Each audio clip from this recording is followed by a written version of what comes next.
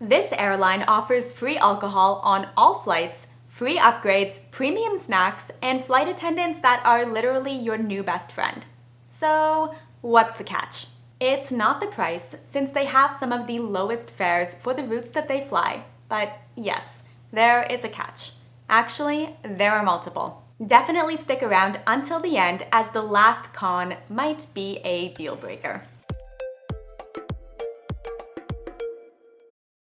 The first reason that you might consider flying with Porter Airlines is going to be the very attractive flight ticket price. Porter frequently comes out on top for offering the best ticket prices for flights between US and Canadian cities, as well as across Canada. The low ticket price likely only includes a personal item, which could be a backpack, a purse, or a laptop case meant to go under the seat in front of you. You can purchase the basic fare and then just pay for the add-ons that you will actually use, like seat selection or adding a carry-on suitcase. The other option is to pay more and opt for a higher fare class where these additional perks are going to be built into the price. I love the option to purchase a low-priced basic fare ticket and then just pay for the add-ons that I will actually be using. I've spent a lot of time this summer traveling between Canada and the US on short weekend trips. They are mainly for weddings, as it seems to be wedding season every season when you reach a certain age.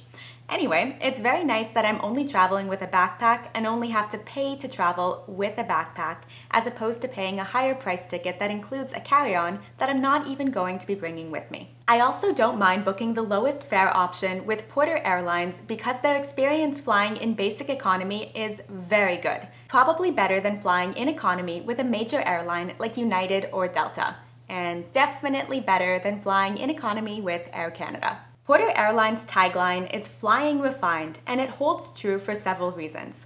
All flights, domestic and international, even in basic economy, include a free glass of beer or wine served in a glass cup and premium snacks that are handed to you in a fancy woven basket for you to take your pick. And when I say premium snacks, I mean things like roasted almonds, hard bite chips, and then 3 Farmers roasted beans, which is much better in comparison to the sad bag of little pretzels that Air Canada is still handing out. It's pretty obvious that I'm not a fan of Air Canada. Please let us know down in the comments if you also have a least favorite airline.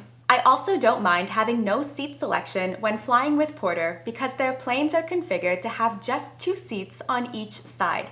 There are no middle seats. Basic economy on Porter's new planes also include gate-to-gate free Wi-Fi for all passengers, so you are connected from the moment that you get onto the plane. I was originally going to go through this video alternating between the pros and the cons, but I feel like I am on a roll here with all of the pros, so here's another one. Porter has the friendliest flight crew. The flight attendants are friendly, even for Canadian standards. I genuinely feel like I am doing them a favor when I take 2 snacks instead of 1. From the check-in process to landing at my destination, every single interaction I have had with a Porter staff member has been positive. And one more advantage if you do decide to fly with Porter is that you might just find yourself in premium seating despite having paid for a basic economy ticket. I thought it was just a coincidence that I had been upgraded on my Porter flight despite having no status with the airline.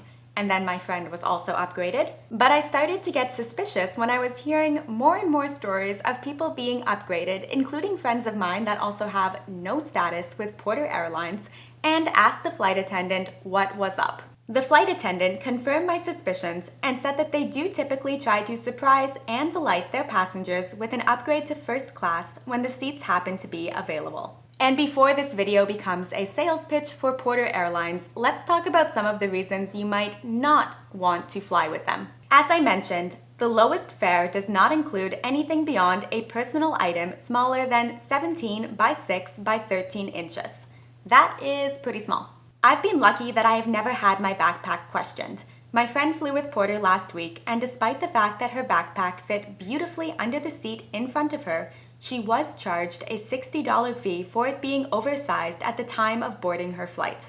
Even if you do purchase carry-on allowance, know that the overhead bins are tiny and that your suitcase will not fit if you do push the airline's limit of 16 by 9 by 22 inches. All carry-on baggage must fit in the sizing units that are located both at the check-in and the gate area. And there is no getting away with a slightly larger suitcase than what is allowed because it will become very obvious when you try to put it in the overhead bin and it doesn't fit. At which point, you will likely be charged a hefty fee and then need to check the suitcase. And just like the overhead bins, the bathrooms are also rather compact. Very compact. Another con is that Porter is a smaller, newer airline and likely does not have priority to land or take off at the airport. While this can lead to delays, in general, Porter has maintained a good record for on-time flight performance. Porter Airlines is also not part of any of the 3 major airline alliances: Oneworld, SkyTeam, or Star Alliance. This is significant for 2 reasons. Airlines in the same alliance allow flyers to accumulate and redeem points across different member airlines, enhancing flexibility. So you could fly with United Airlines and accumulate points that you could use with Air Canada, since both of these airlines are members of Star Alliance. PorterVIP points, however, are exclusive to Porter Airlines and can't be combined with points that you earn from any other airlines. This may not be a big deal if you are not a frequent flyer, but the second con to not being part of a major airline alliance is something that will impact every traveler. Airlines that belong to the same alliance cooperate and then reaccommodate travelers on missed connections. So if you missed a connection with a Star Alliance member like Air Canada, they can book you on another alliance member's flight like Lufthansa or United, whichever flight has room that is going to get you to where you need to go the fastest. With Porter, your options are mostly limited to being rebooked on another Porter flight. Porter has a small fleet and a limited schedule of flights, so this could mean a significant and possibly even overnight delay. I say that you are mostly limited to another Porter airline flight because Porter does have a handful of partners, including Air Transit, JetBlue, Azores, LI Israel, Icelandair, and Qatar Airways. Is that not the most random mix? The bottom line is that I have personally had great experiences flying with Porter Airlines. I've never been questioned on the size of my personal item, and all flights have been on time with no missed connections. I'll continue to choose Porter Airlines over other airlines, especially when their fare comes out as the lowest ticket price once I have included any necessary add-ons. And I'm not the only one. Porter has earned exceptional ratings across various categories, including service, comfort, and overall experience. However, they've also received some very negative reviews, and specific departure airports, such as Halifax Airport in Canada, do have a poor reputation when flying with Porter. If you have flown with Porter Airlines, I would love to hear about your experience down in the comments section. Also, don't forget to hit that subscribe button to join us back here for more travel tips and hacks next week. Safe travels! Bye.